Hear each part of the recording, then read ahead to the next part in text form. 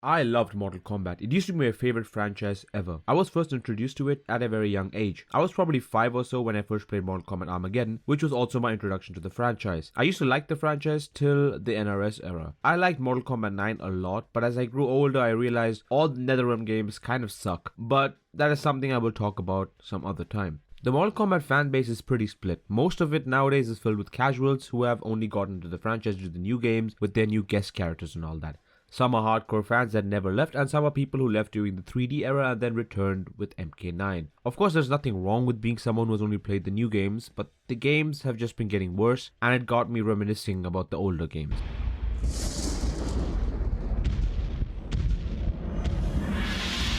Onaga, former Emperor of Outworld, the Dragon King. Yeah, this is the greatest shit ever.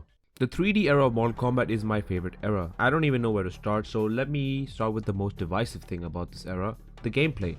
The core gameplay of the 3D era was the best in the franchise, in my opinion. I know people will now come at me and tell me that the new games are better because they're 2D, and the old games, the previous games before the 3D were also better because they're 2D, and fighting games should only be in 2D. Now I do understand where they're coming from. I mean, most of the most competitive and best fighting games are 2D, but I have to disagree. The 3D era had way more variety. You had two different styles and a weapon, except for an Armageddon where you only had one style and one weapon, but Armageddon also has 64 characters. Sacrifices had to be made. The styles made every character unique with different moves and combos. They all look different and cool even without the special moves. You could move in a 3D space. The combos were better than what they are now and what they were before. They were smoother, flowed so well with each other, and you could not spam and cheese stuff like teleports or Shiva Stomp in Mortal Kombat 11. Damn it. I can't do anything. Shit. I know it's supposed to be fun. I get it. I shouldn't be crying. But I really can't do anything. This sucks. How do I get out of this, dude? I guess I have to just block? Oh gosh. Oh, it's horrible. They don't even know how to do a fatality. Damn, that's rude. Because you could move side to side, which adds another layer of depth, giving you a way more vast and superior moveset without being reliant on special moves. All the characters felt different and unique. In the previous games, Scorpion and Sub-Zero were the exact same. The only difference is Sub-Zero could throw a spear and Scorpion had ice abilities. While now they all have their own different kind of martial arts, different kind of combos, which just works better with the Mortal Kombat universe. And is way better than the fucking variation system in Mortal Kombat X, because you can literally swap between them mid-gameplay and literally make combos that flow between them. I do think the combo system is a little bit limited because you can't go from the weapon style back to the martial arts style, but that's something that they could have developed on and made better in future entries, which is something they sadly didn't do since they reverted back to the 2D style of gameplay. I think Mortal Kombat X and Mortal 1 Kombat were pretty decent with the combat system, but it still doesn't hit the same. The stages in these games as well were amazing, with it being a circle and interactable. Like how even the original games had a few interactable stages. Later on they did add some stuff like death traps, which were also really cool, and if you did not like it, you could switch it off. They gave you a choice. This is where MK was also at its most unique. I loved these falling cliff stages, the beach one or the one with the boat. The only thing though, the fatalities were alright in this era. In Deadly Alliance, every character only had one, and some were really fucking ass.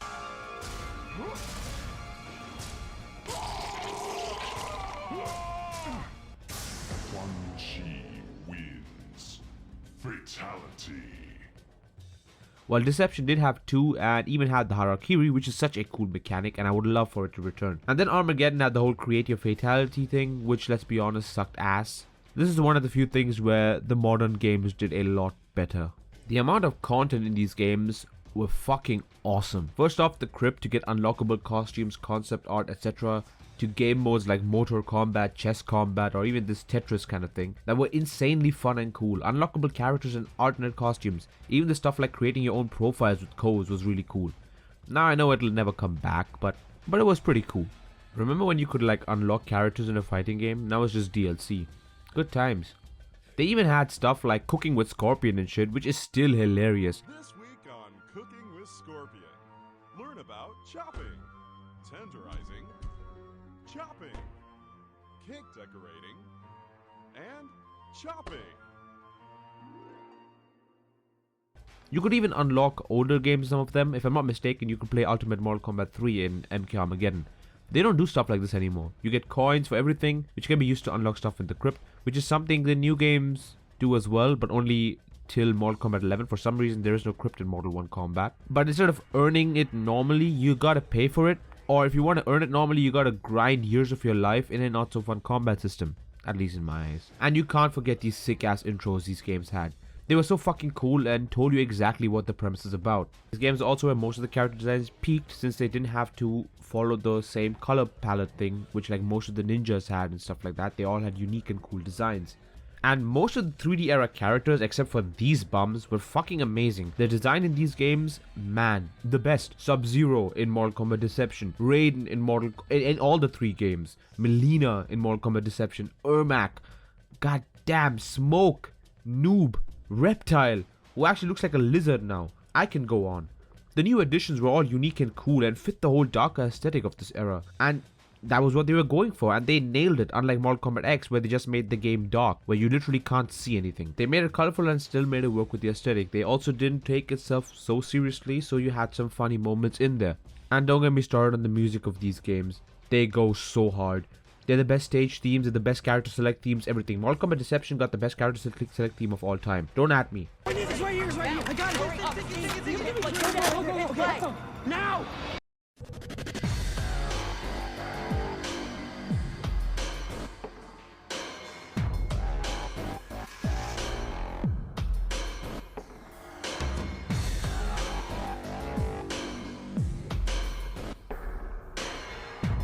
These games ooze our personality. Meanwhile, this is the music of the modern MK.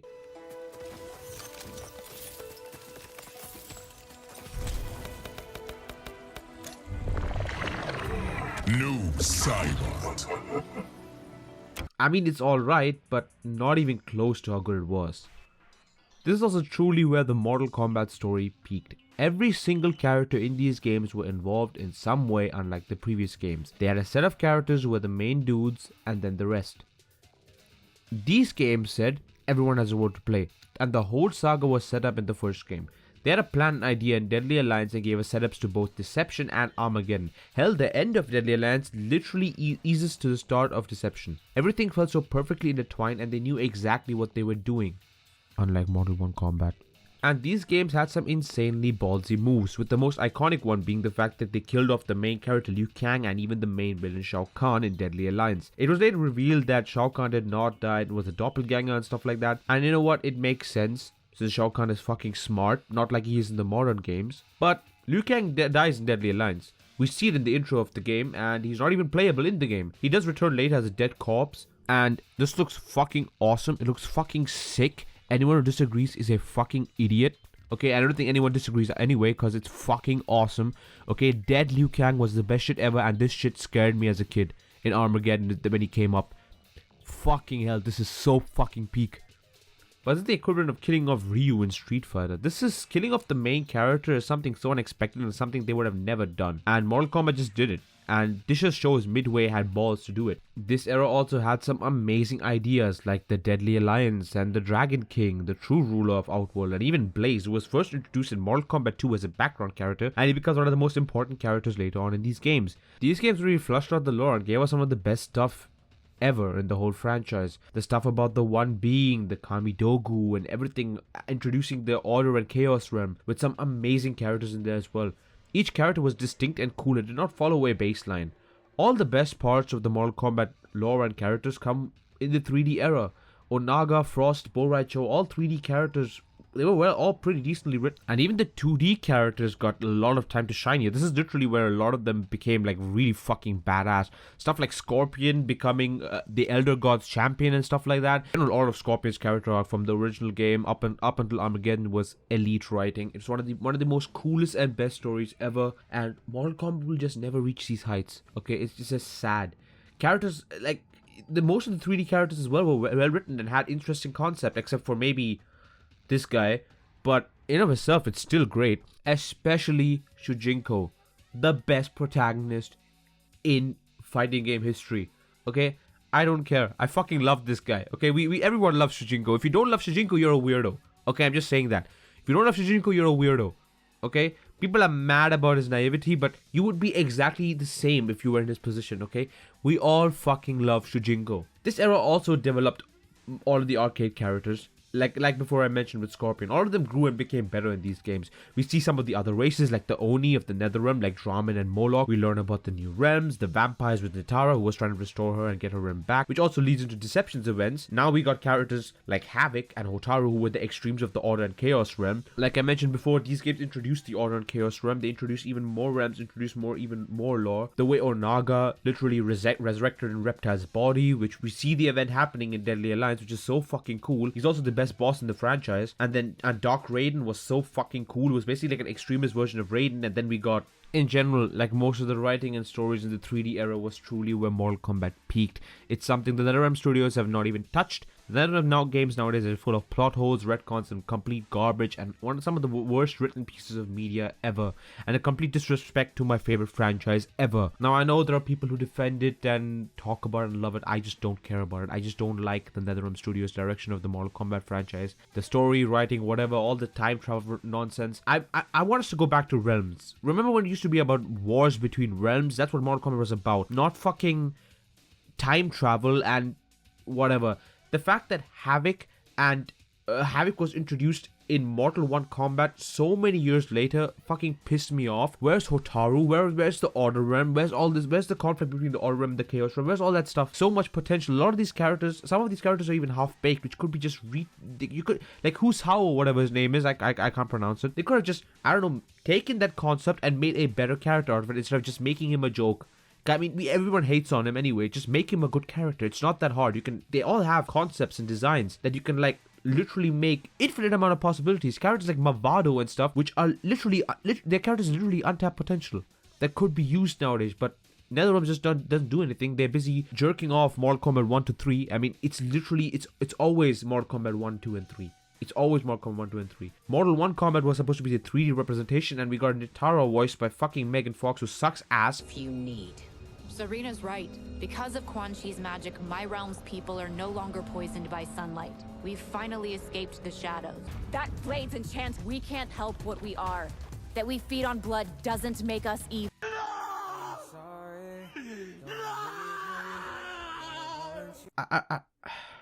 I'm sorry, I didn't want to get this negative. Anyway, let's talk about like the best game mode ever in a fighting game. Conquest. I talked about the other game modes before, but I kept this part for last. This is how you do a Mortal Kombat story mode. Granted, Conquest and Deadly Alliance was a set of tutorials with lore drops. The one in Armageddon and Deception, though, were completely different games. The one in Armageddon was a beat-em-up action game where you could play the events leading up to Armageddon. And don't get me started on Deception's Conquest, the best story mode in a fighting game ever. You literally play an RPG, and when you fight, it switches to the core gameplay. And like I said before, I love Shujinko as a character, genuinely. You could explore and see all the realms. The best antagonist in the whole franchise, Onaga. You can do side quests, side stories, secondary stories, and since the game starts out before even the first Mortal Kombat tournament, you can see some of the events of the prior games through this one, through Shujinko's eyes. The new story mode format is just ass. Injustice in Mortal Kombat, I hate these so much, but that's a topic for another day. I definitely do want to go and make more in-depth videos about how much I love these games. Someday I will do that, so stay tuned in for that. Hope you guys enjoyed this video.